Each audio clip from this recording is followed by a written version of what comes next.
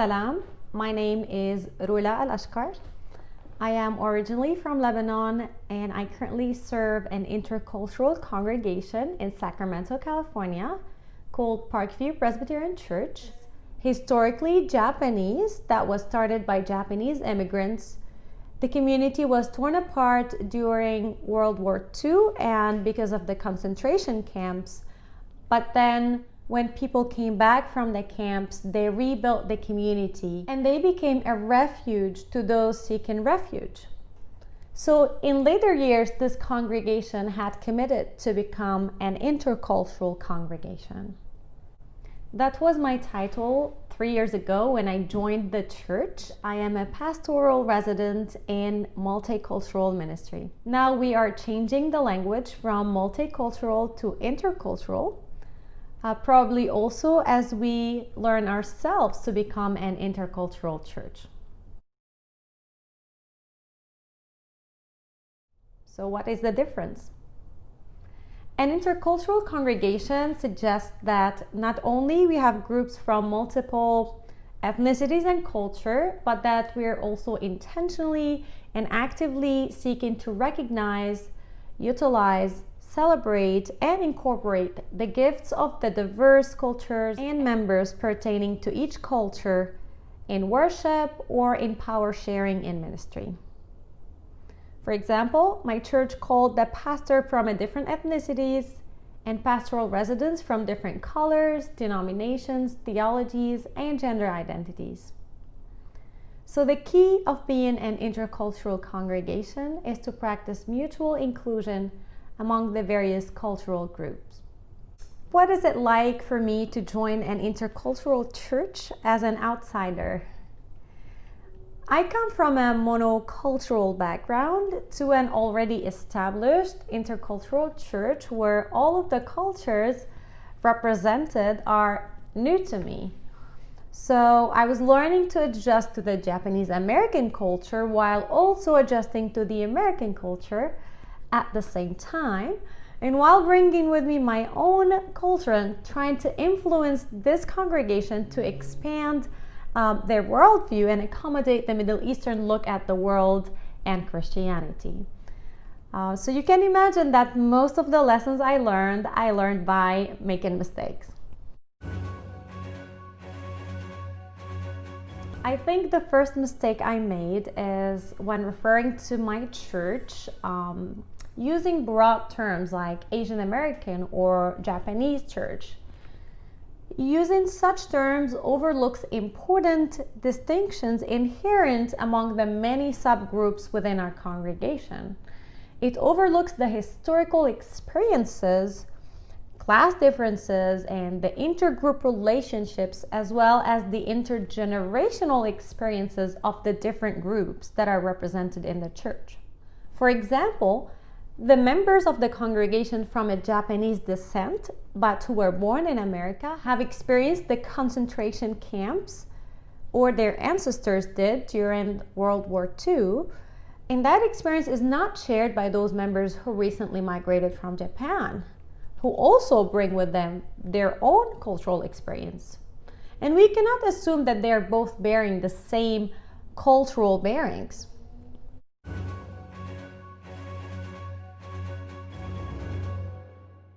Joining a mixture of cultures requires a lot of self-observation and self-reflection. To practice inclusion, I would say the most important thing here is to recognize patterns of communication. When it comes to patterns of communication, that works on two levels. So as a leader, I had to observe different members and identify sources of resistance to inclusiveness in the way they communicate. And secondly, as someone who's trying to join this community, I had to also observe myself and intentionally learn new patterns of communication that enable inclusion. And that happens by examining oneself and our accustomed ways of talking with others during formal and informal conversation. Actually, I have a funny story about recognizing our ways of communication and how they may or may not relate inclusion, and observing cultural cues and boundaries. So one day I was passing through the sanctuary, and my supervisor behind me, whom you have heard share previously, and he had spent over 2 decades at the church and knows the culture well. While we are going through, one of the ladies at our church, who's a musician, is training the Japanese choir, and they're all from Japan. So I stop and I say, ladies, you need to work on your Japanese accent. And of course I meant that as a joke, being the Arabic person at the church. Now, the joke was obvious to me and to him, and he was cracking behind me, and not only about the joke, but also because he saw their blank faces. So they didn't understand that I was joking.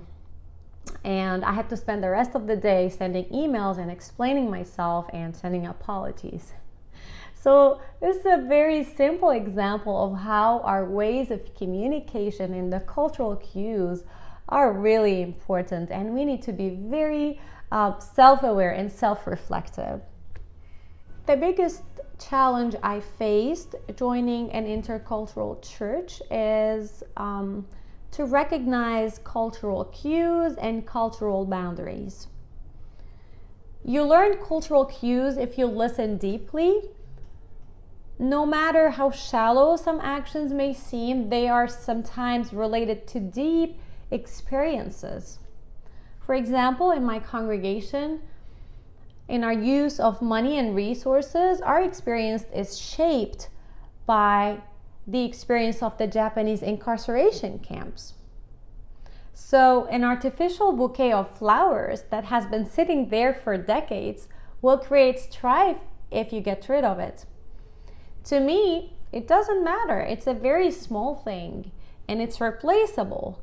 However, things like this are the things that will get you in trouble with people. And the second point was cultural boundaries. Obviously, the boundaries that I came with and brought with me from my culture are different than the boundaries of the culture of this congregation. And as I said previously, many lessons I learned by making mistakes. So I learned about the cultural boundaries after I told my supervisor in front of the congregation that he was wrong. Even that I meant it in a joking way and in a friendly way, and it didn't offend my supervisor at all. But it obviously was crossing boundaries for some of the members of the congregation whose culture was more reserved. What are some challenges the intercultural church has to battle with? We live in a society that is fueled by competition for power and the privileges of power. And even as a church and as an intercultural church, we fall in the trap of displaying and maintaining power. So power dynamics between different cultural groups vary. Sometimes a certain group tends to dominate, and sometimes power imbalance is observed even between members of one cultural group. I think when the minority becomes the majority, and if you come from a culture where you're oppressed or disempowered, as human, we tend to look and try to find those who are weak and try to dominate them once we feel empowered. So intercultural churches tend to create their own value system, and then they will start discriminating according to that system. And here things like elitism and visible leadership will come into play. Another challenge I think the intercultural churches need to be aware of is that the culture risks becoming an idolatrous substitute of the gospel.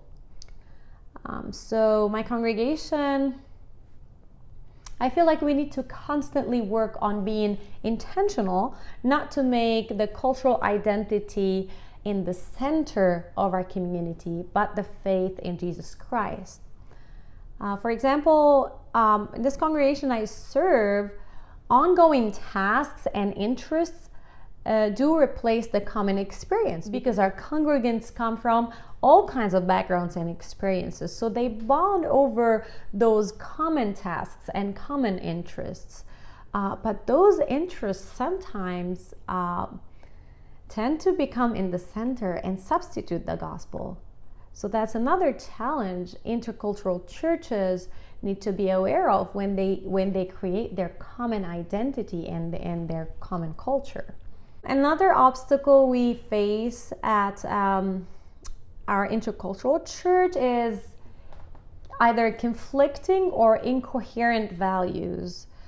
So when one group's values stands in tension with another cultural group's value. And here the job of the leader becomes very sensitive, and especially when you're from a culture that's neither of the two. And then you have the culture of the church as a whole, that mixture of culture that created that common culture, and that became the common grounds for everyone.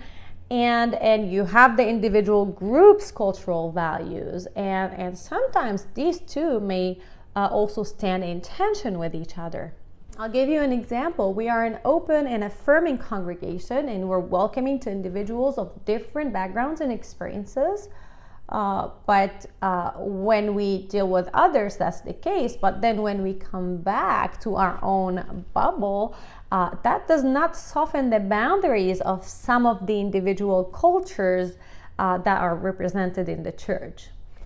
So we still hold those set of cultures that are specific to our own cultural group, and we treat this group differently than how we would deal with the church as a whole, or visitors or outsiders.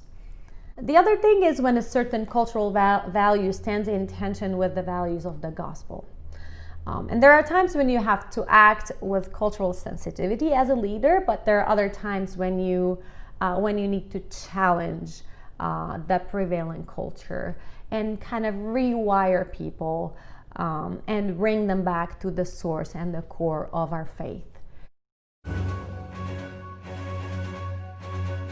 There's a lot of things that I appreciate about this congregation. I find this church much more welcoming and accepting to differences, and it's curious and excited to learn and genuinely get to know others. As an Arab person coming to a culture that is mostly influenced by the Japanese culture, since that's the heritage of our church, I came across as shocking sometimes with the way I express myself. And I come from a culture that's very loud and expressive and energetic, and the Japanese culture tends to be on the opposite side. But they dealt with me with a lot of grace, and they're very tolerant to theological differences, and very open and affirming, and truly hospitable. I think the trap an intercultural church may fall into is being selective about the cultures that you're willing to be welcoming to, and this is something that we still need to work on. So I shared with you my humble experience of 3 years at this intercultural church. Thank you so much for listening, and I'm looking forward to our discussion. Salam.